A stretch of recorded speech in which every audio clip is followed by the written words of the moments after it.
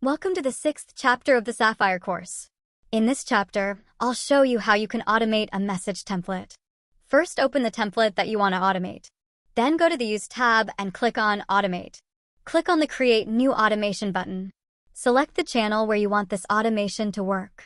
This feature works by checking messages sent in the selected channel. It is similar to auto mod. When someone sends a message with certain words, the automation is triggered and sends a preset message. You can add the words you want to track. If a member uses any of these words in a message, Sapphire will send the message template. There are more options for how the trigger words work. If you click the white dot, you will see all the available choices. By default, the first option is selected. Here's how they work. The first option checks if the message contains the word anywhere.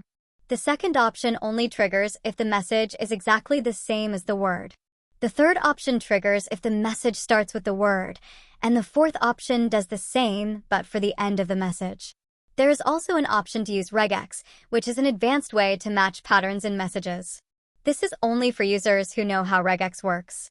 The last option lets you trigger the automation only when 2 or more words from your list in a message instead of just one. If you enable Ignore Capitalization, the automation will trigger regardless of whether the message is in uppercase or lowercase. Require spaces means the word must stand alone in the message to trigger the automation. In advanced settings, you can control how the automation behaves. Enabling reply to message makes Sapphire reply directly to the message that triggered the automation. The DM-only option sends the template as a private message to the user instead of posting it in the channel. The Send Cooldown option sets a waiting time before Sapphire can send the template again in the same channel. You can choose seconds, minutes, hours, days, or even a message count as the cooldown. If the cooldown is active, Sapphire can still send the template as a DM if needed. With Delete Delay, you can set a time after which the template message will be removed. This only deletes the message sent by Sapphire, not the original message that triggered it. You can also set excluded or included roles to control which members the automation applies to. If a role is excluded, Sapphire won't trigger for members with that role. If a role is included, only those members will trigger the automation. These automations only work in the channel you've selected here.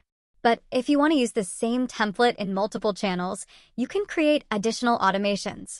Each automation will have its own settings, so you can customize how the template is sent in different channels separately. That's it for this chapter. I hope I covered everything about message automation on this chapter. On the next chapter, I'll show you how you can set up sticky message.